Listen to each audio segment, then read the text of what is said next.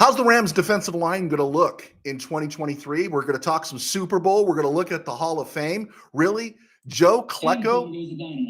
Joe Klecko going into the Hall of Fame and other stuff, including a lot of NBA stuff. But hey, this is RamView. It's hot out there, but let's blow them off the line of scrimmage. Headline, Los Angeles.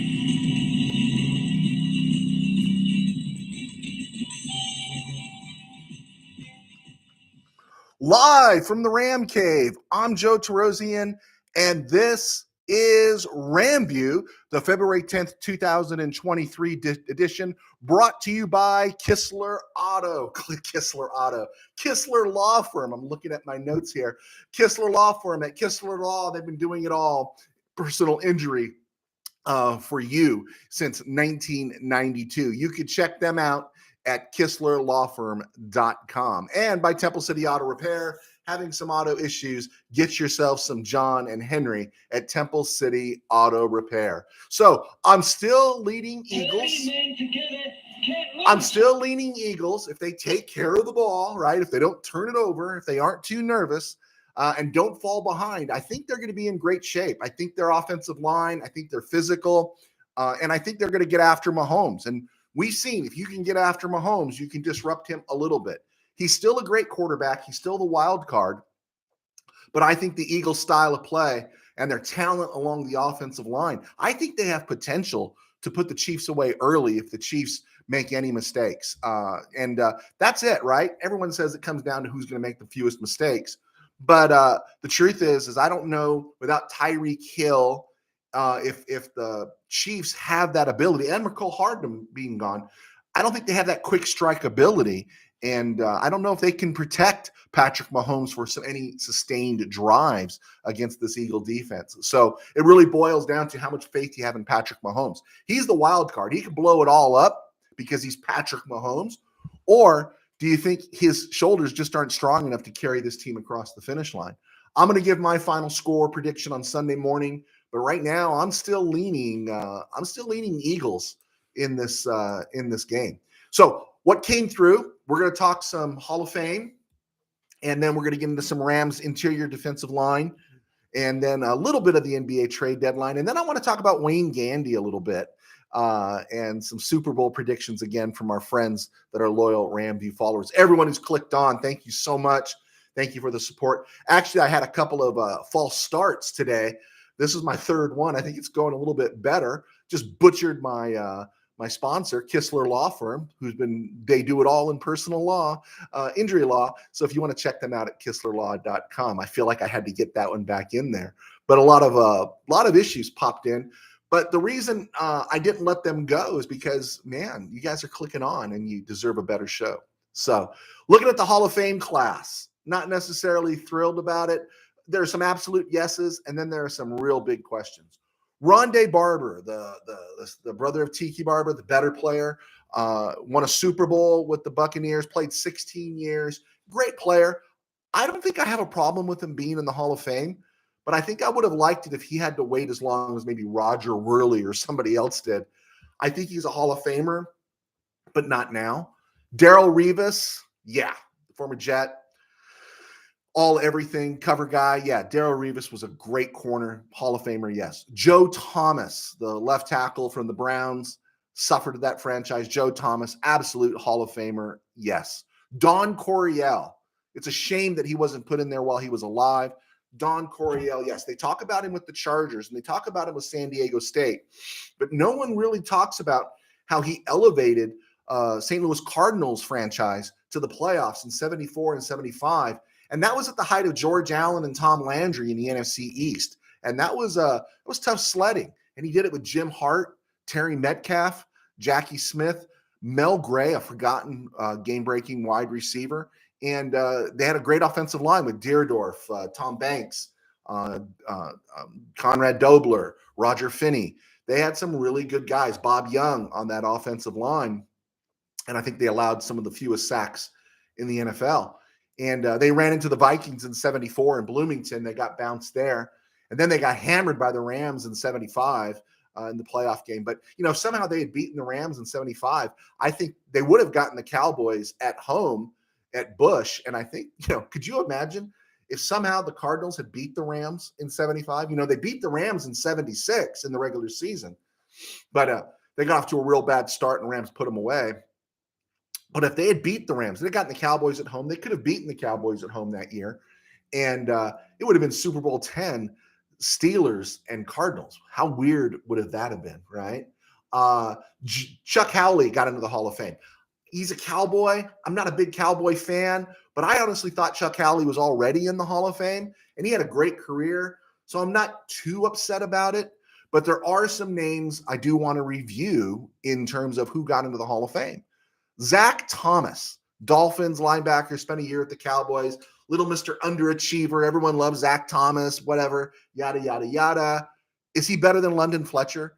I think I would take London Fletcher before I would ever take Zach Thomas. London Fletcher played 16 seasons and never missed a game. 256 of them, right? 23 interceptions, 39 sacks from an off-ball linebacker. Zach Thomas off-ball had 20 sacks, 17 picks in 13 seasons and 184 games. London Fletcher was the superior player, but because after leaving the Rams, again, think about the Rams, and we're going to talk about Wayne Gandy here in a second and what the Rams did there. But the Rams let London Fletcher walk. They let London Fletcher walk. He walked to the Skins, the Bills, bounced around. I think it was Bills and Skins where he finished his career. And, talk about the end of a franchise run. Talk about London Fletcher leaving the Rams. He is a Hall of Famer. DeMarcus Ware got into the Hall of Fame. Now, I have Cowboy indifference here. I'm not going to say I have indifference. I have Cowboy bias. I'm anti-Cowboy. I guess DeMarcus Ware can get in. I'm not real big on DeMarcus Ware, but I think DeMarcus Ware could have waited. I think they could have put somebody else in, So I think, I'm not really. I think DeMarcus Ware is a Hall of Famer, but just not now. Ken Riley, the former Bengal cornerback. If you remember the Bengals, and I know you don't because I'm old, this guy was the starting cornerback for the Bengals from like 69 through 83. It's like 15 seasons. My friend Andy Villanueva, who is a legitimate Bengal fan, and I wrote with him at Mid-Valley Sports, and he watches the show. He lives in Houston. One of the things, I never heard him beating the pans for Ken Riley, and he really should.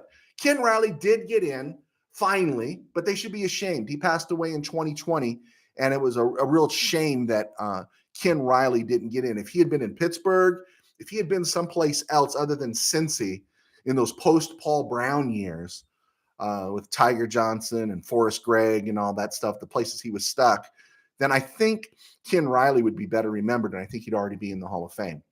And the one that kind of got me lit, along with Zach Thomas getting in, and I know Ram fans are upset about Torrey Holt, but there's some other Rams here that bear mention, London Fletcher being one of them, is Joe Klecko of the Jets got into the Hall of Fame. Joe Klecko, okay? I just, whatever. Joe Klecko. Joe Klecko played what they called the New York Sack Exchange for the Jets in the early 80s. Abdul Salam, Mark Gastineau, Marty Lyons. Gastineau probably, I think, deserves more Hall consideration than Joe Klecko. Now, Klecko had a monster year in 1981. None of the sacks were official until 82, but everyone's gone back and revisited and looked at all the film because all the film's available. And Joe Klecko is registered with 20 and a half sacks in 1981. That's fantastic. Nice buildup. In 1977, he got 8. 1978, he had 8. 1979, he had 7. And he had 10 and a half sacks in 1980. Great. And then he broke through with 20 and a half in 1981. But over his last 7 seasons, including one with the Indianapolis Colts, he only registered 23 and a half sacks. 20 in 1981 and only 23 over his last 7 seasons. That's about 3 a year, okay? I don't know if that's Hall of Fame worthy, right? Now, there was this guy named Larry Brooks who played with the Rams, also played 11 seasons from 1972 to 1982. Larry Brooks played alongside Merlin Olsen, Fred Dreyer, and Jack Youngblood. And in the course of his 11 seasons, including, he was injured a couple times, he registered 74 and a half sacks from his DT position, okay?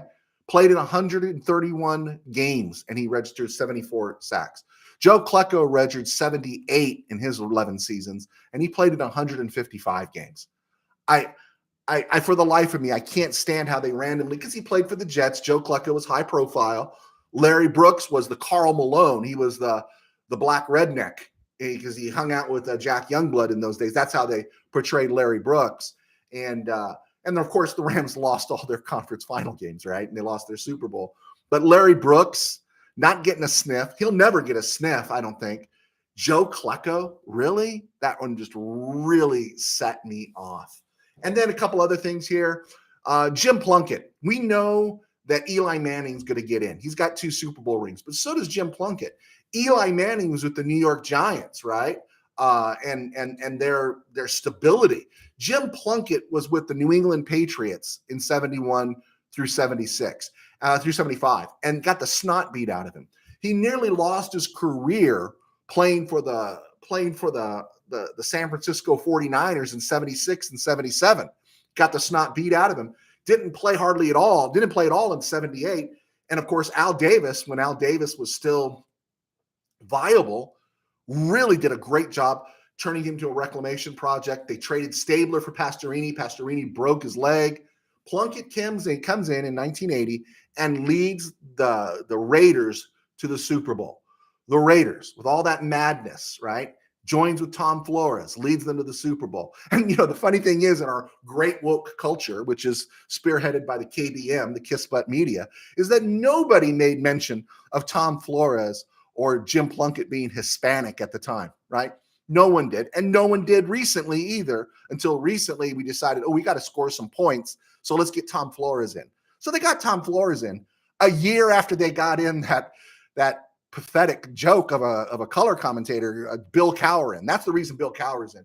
Bill Cowher won a Super Bowl and he played and he coached the Steelers. But really, was Bill Cowher a better coach than Tom Flores? When you think about how Tom Flores had to navigate that whole Raider system, Al Davis at top, John Matuzak, Lyle Alzado, Ted Hendricks, all that madness beneath him, and he managed all that for 2 Super Bowls. 1 you could call a fluke. 2 you call a Hall of Famer, and so he got no credit.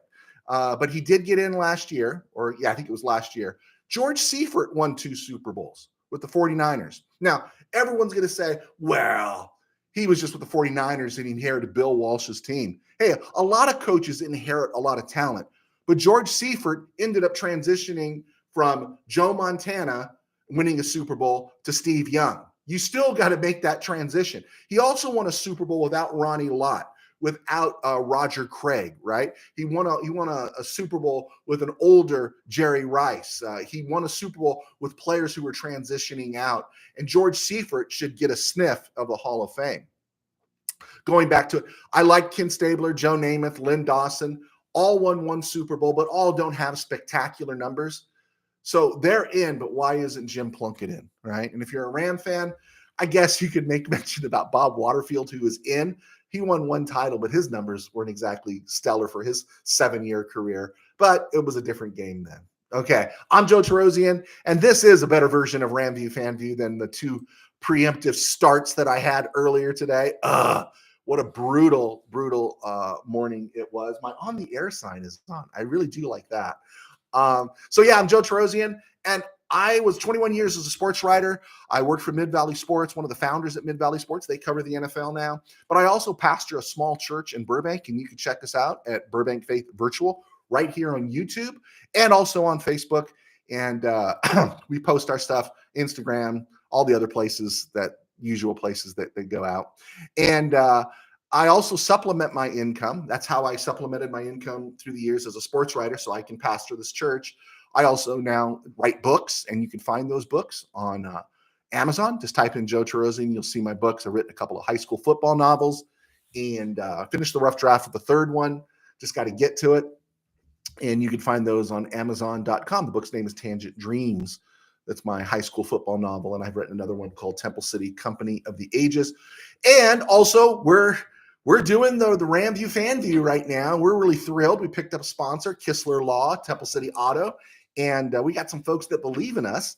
And so if you'd like to join this party, please let us know. If you're just a faithful listener, please leave a comment, hit a like, leave a review, and tell us what we can do or tell us what we can talk about. I'm still going to talk about what I want to talk about, but I'm happy to engage and talk to people. Also, we want to do this Ram podcast in a way where we're doing RamView. And I say this for new listeners. We want to do this in a way that's not always, again, reaching for low-hanging fruit. There's a tendency for everybody, get behind a microphone. It's Les Need sucks. Sean McVay sucks. Trade Matt Stafford. I really think we should go with Baker Mayfield. We want to be smarter than that. I strive to be better than that. And so that's kind of where we're coming from when we do this show. And also include the fan view part. We'll talk about other relevant things that are happening in sports, but mostly what drives the bus or drives the boat, Chief, is football. And that's kind of where we're going on that. And so we don't like to drift into other things. I am really good about staying in my lane. There are social issues that cross over, but we stay in our lane pretty well here. So I think I got the commercial in. I think we got it in. Okay, so we were going to talk about the 49ers, but because of Super Bowl, the Hall of Fame, we're going to save the 49ers till Monday. It looks like Brock Purdy's going to have surgery, but it's not going to be Tommy John. I don't know. Got to check that out. But one of the things that has come up is a lot of change on the Rams coaching staff. And I'm not going to spend a lot of time on it until it's finalized. And then we'll take a longer look. But just know, don't get all freaked out. Yeah, he loses coaches. I don't think everyone's upset about Liam Cohen leaving. You do lose a Brandon Staley as a DC. You get kind of worried. And some of the other talented guys that have left, Kevin O'Connell, Zach Taylor, we get it. But because Sean McVay's coaching tree is as bright as any kind of Christmas tree you'd see on Christmas morning, right? And all shiny and everything. He's always going to have his choice of the best candidates. Everyone's going to want to work with Sean McVay. And that goes for the DC as well. During the season, we get it. Right now it's really funny. I don't have any problem with Raheem Morris goes. And during the season, everyone's saying Raheem must go. We saw this offense, right? The offense is against the Rams defense. And it's not too late to lose Raheem Morris either. Sean McVay will always draw high talent. And if we lose Raheem Morris to the Indianapolis Colts, we get a nice big fat third-round pick because he's a minority if he goes to Indy. That's awesome, right? And I think Raheem Morris did a good job. He seems like a great guy. And that defense in the back half of 2021 really tightened up. And so it was a good job. But that was the same defense that was trotted out there last year, and the league adjusted. And you saw it. The Rams were getting beat and torched by Colt McCoy, Andy Dalton, let alone Geno Smith. And these quarterbacks, they're eating at a buffet line. They're just going back for more and more because the way the Rams played that soft two shell, and then they would allow offenses to get inside their red zone and then hope that Bobby Wagner, Jalen Ramsey, or Aaron Donald will make a play. And that seemed like the defense, or maybe a holding call would disrupt the drive. But they just gave up way too much. In fact, when the Cards came to SoFi and it was announced that Kyler Murray wasn't playing, that was the second Ram Cardinal game this year. Rams won against Murray in Arizona, and then they came here without him. They had him on the sideline, but he wasn't playing. And they announced Colt McCoy. I knew the Rams were in trouble. I shouldn't know that, but I did, because the less talented but more efficient McCoy was going to pick the Rams apart. He was going to take what Raheem Morris gave him, and that's exactly what he did. And he just, as Hank Stram would say, matriculated down the field. And so it doesn't work anymore, right? The league is adjusted. And Raheem's a good dude. And I wouldn't have a problem if he came back. But if he does come back, I'd like to see a different defensive scheme. And oh, by the way, when the Rams are drafting, they're playing this zone most of the time, but they're drafting guys like Darian Kendrick, Robert Rochelle, and these guys didn't play a lot of zone in college. They were man guys, and it's a hard thing to ask a guy that is covered in man to move to zone, because zone requires a lot of feel, a lot of trust, where when you're playing press, you cover these guys all up and down the field. And so I would like to see an adjustment. Also, that soft shell where they're getting free passes for 7, 10, 12 yards sometimes because our corners are playing so far back. We're denying our edge rushers and our defensive line that extra second they need, just that one extra second to get to the quarterback. It hurts players like Leonard Floyd. It hurts whoever will be on the other edge this year. It hurts them because that quarterback's got an option every time. Drop back. Oh, there's my receiver. 8 yards, first down. 8 yards, first down. 8 yards. I know a first down's 10 yards, but you know what I mean. That's something I do want to see change. So that's why I wouldn't be upset to see Raheem Morris go. If he comes back, then they got to change the scheme. They just have to.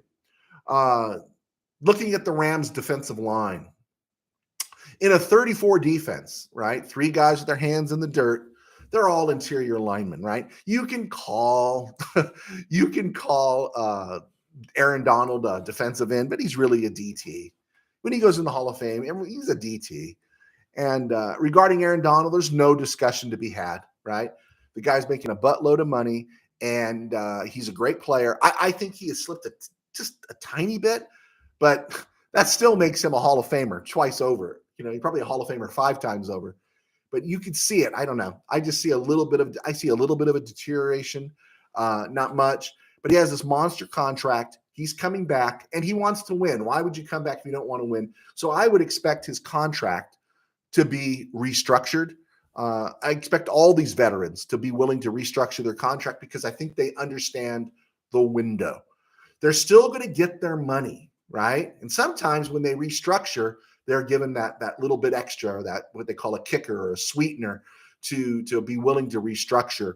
But the restructures are built into the contracts. And so we can see Aaron Donald, Cooper Kupp, Jalen Ramsey, all being willing to restructure, maybe Matthew Stafford, because this is their window. So when you get all afraid of that cap and close to 14 rocks being over, don't be afraid. There should be some restructuring going on, and Aaron Donald's probably going to be one of them. A'Shawn Robinson was not great this year. In fact, the only time you can remember A'Shawn being great was maybe the back half of 2021, and he was terrific in the Super Bowl. But he's a free agent, unrestricted, and so he's his market value is 3 years, $24 million. That means you'd have to pay him 8 rocks per year. Do you want to pay A'Shawn Robinson 8 rocks per year? Greg Gaines was not great this year. He's had great moments. He does a better job getting to the quarterback as well. He's a free agent. 4 years, 31 is what his market value is. That means 4 years, 31 million. And that translates to about 7.7 rocks per year. I could see the Rams keeping one of them. I can't see the Rams keeping both of them. I hope they keep one of them. I'm leaning towards Gaines because I think he's a little more consistent. But this is a place where expect the Rams, if they can find a solid interior guy in the draft, expect them they could take somebody at 36 if he's a great interior guy. A run of the draft simulator shows that Siaka Ika out of Baylor and Kalijah Kancey out of Pittsburgh might be available for the Rams.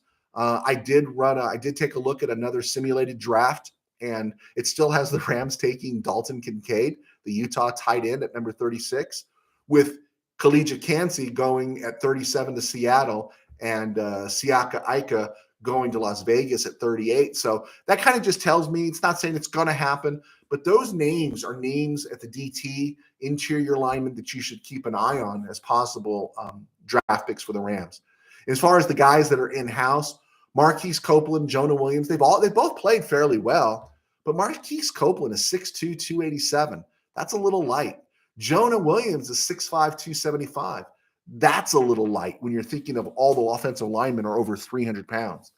The one that there is some hope for is Bobby Brown III. I mean, Bobby Brown had the performance-enhancing drug suspension earlier this year. He only played in 9 games, but he was a 4th round, 118th overall in 2021. And he played 164 snaps this year, and he was impressive. Of course, one game was 45. That was against Green Bay. But in that, he was being rotated in and out, and maybe he wasn't in the best of shape. But Bobby Brown is 6'4", 325. He's the size you want in the middle of that line. And so I have to believe they're hoping he's going to develop more. And he did play well. And it'll be interesting to see what kind of shape he comes in and if he's ready to take advantage of this opportunity with either Gaines or Ashawn Robinson moving on. The practice squad, August cut down guys, Ernest Brown the fourth. He's 6'5", 270. He was converted from the edge. His time is limited. He was 175th overall by the Rams in 2021. And TJ Carter is 6'3", 279 out of Kentucky. He was a free agent, defensive lineman, got a few snaps at the end. And he's not to be confused with the TJ Carter, the safety that's with the Rams out of TCU. So I would expect, as I've been pushing for a tight end at number 36, if there is a serious, legitimate game breaker type guy that can fill in at number 36 on the defensive line, I can see the Rams taking that. I can see the Rams taking an edge, and I can see the Rams taking a running back at number 36. So it's just stuff to think about. All right. As we move along here at the 25-minute mark, the Western Conference. So LeBron got the scoring record, right? Yay for LeBron. We talked about that. But he didn't play last night. And I don't know. He didn't look too upset. And I just can't believe it. The Lakers lost again. They lost their third straight. They're 25-31. They're 13th in the West. They got to get into the 10 spot just to get into the play-in. And that's just the typical of the franchise. Historic years of this franchise, it was all about substance, and then came the flash. You know, those Showtime teams were great teams before they got all their flowers and their accolades and plaudits, right? They were great teams before they got all that. And now, for some reason with the Lakers, it's something they think the flash will produce the substance. And I don't know. You know, I didn't buy Anthony Davis saying, oh, I was really upset because we were losing the other night. And I don't buy the way LeBron was sitting there smiling. You know, a season's wasting away. You're 6 games under 500. You're 13th in the West. Now, they did make the deal. D'Angelo Russell, they brought him back. You know, some other guys, Jared Vanderbilt, Malik Beasley, Devon Reed, Mo Bamba, and some of those guys are okay. You know, Chimura's been great, right? Hachimura has been great. And stuff. They got rid of Toscano Anderson, Russell Westbrook, Damian Jones. Thomas Bryant went, which was surprising, and Pat Bev. So you get all that, right? I get all that, but I don't see any urgency in LeBron. I don't, you know, and again, I think, this whole season, and this falls on Jeannie Buss, is they allowed this season to be about LeBron getting the scoring title. Honestly, they should have looked for a way to move him and just rebuilt the franchise, because you'd have gotten a truckload for him. Now, of course, he had probably a no trade and everything, but I would have found a way to get out from under LeBron. I would do it fast because, you know, he's playing great, but you're not winning. He's not a difference maker. Not really. You know, he's been playing all this year, and you're 25-30. Oh, I'm sorry. Every other night he takes off. And, you know, and Anthony Davis takes a night off even when he's in uniform. So the Clippers, they're number 5 in the West, 31-27. They lost to the Mavericks at home without Luka Doncic. And, that didn't look good. Right? They reacquired Eric Gordon, Bones Highland, Mason Plumlee, and they traded Reggie Jackson, which Reggie Jackson did a lot of good stuff for the Clips. John Wall, he goes back to Houston. I guess that didn't work out. And they expect him to be released. And Luke Kennard got dealt. And so that's the end of the Luke Kennard thing. Of course, Kyrie Irving went to Dallas. Kevin Durant went to Phoenix. And Phoenix gave up on Mikal Bridges. And I understand they did that. But, man, Mikal Bridges is one of my favorite players. He's going to the Nets along with Cam Johnson. Jay Crowder's going to the Bucks. And the Golden State Warriors traded the number 2 overall pick a couple years ago, James Wiseman, to Detroit. And that allowed them to bring back, was it Gary Payton Jr.? They brought somebody else back in that deal. But they gave up on the number 2 overall. I mean, that when you miss and whiff on a number 2 or a number 1 overall, kind of like the Lakers did with Russell a few years ago, that kind of sets back your franchise, right? Running along here, did you check the LSC game out in Oregon last night? I watched as much of it as I could. SC got blown out. But have you seen that abomination, that Nike abomination that Matthew Knight Court is there in Eugene? It is hideous with the trees and the distance you are. That's a brutal game on the eyes to watch on TV. I prefer MacArthur Court back in the days of Blair Rasmussen, right?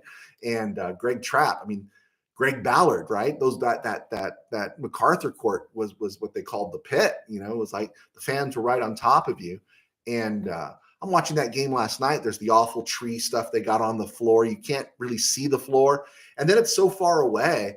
Yeah, it was pretty lousy, pretty lousy. Someone should put Phil Knight on trial for crimes against sports and humanity for what he's done with those uniforms in Oregon. NFL Honors was last night. I could care less. As I said, we'll be reviewing the 49ers on Monday. And what do we got here? Oh, Ram followers, right? I'm going to post this, but RamView followers gave me their predictions. John Halliday, Mike Amadai, Paul Kistler, Derek Ciapala, Tim Burns, Tim Peterson, Dwayne Barker, Henry Yep, Rob Sorge. He took the Chiefs 34-31. Caleb Garcia, and Tim Powers, and then I will post their predictions underneath in the comment section for you guys to read. And finally, I wanted to kind of close with this today because it was a lot of fun, is Wayne Gandy. Remember Wayne Gandy? He played tackle for the Rams, a little bit of left tackle before Orlando Pace got there, and then he moved to right tackle. He turns 52 today. The Rams took Wayne Gandy, 15th overall, out of Auburn in 1994. And we're very optimistic, right? When the Rams draft offensive linemen, they generally do pretty well.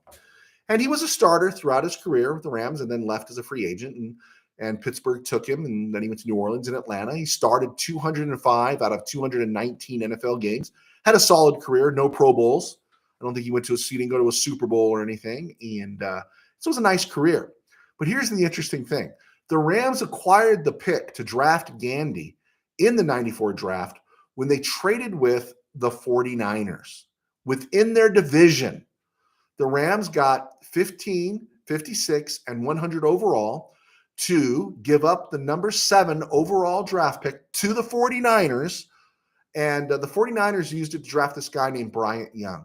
If anything speaks to the disaster that the Rams were, this is what that was. Even if you were going to draft Gandy or you drafted somebody else and you missed, do you trade up, allow a team in your division to trade up? What was so precious that you allowed you to move back? Did you think Gandy was worth number 15 overall? Apparently he wasn't. And the other guys turned out to be nothing at all. And Bryant Young ends up becoming a permanent Pro Bowler and I think a Hall of Famer recently. Gandy left as an unrestricted free agent after 1998. He was replaced at right tackle by Fred Miller. Now, Fred Miller was someone I was going to talk about last week, but I missed it. It was his birthday. Fred Miller in 99 during the regular season was just torched by Javon Curse. It was awful. I mean, it was bad. It was Bobby Evans bad. And then in the Super Bowl, people were worried that, man, Curse is just going to eat him alive. And Fred Miller might have played the best game of his life. Now, Kurt Warner did get smashed a lot in that Super Bowl, but Fred Miller held his own at least just enough for the Rams to win Super Bowl 34. And so that was an interesting thing, thinking of Gandy, the transition to Fred Miller, how the Rams came about Gandy. And you wonder why the 49ers were so good for so long. It's because they found willing trade partners in the Rams and people like John Shaw and Georgia and everybody else. All right, cool. So I'm Joe Terosian. Thank you so much for clicking on and for all the stops and starts. We're still working out the new set here. I got the cool stuff up and we're getting all this wired. Leave your comments, likes, and thank you for the subscriptions, man. Guys, we'll talk to you soon. God bless.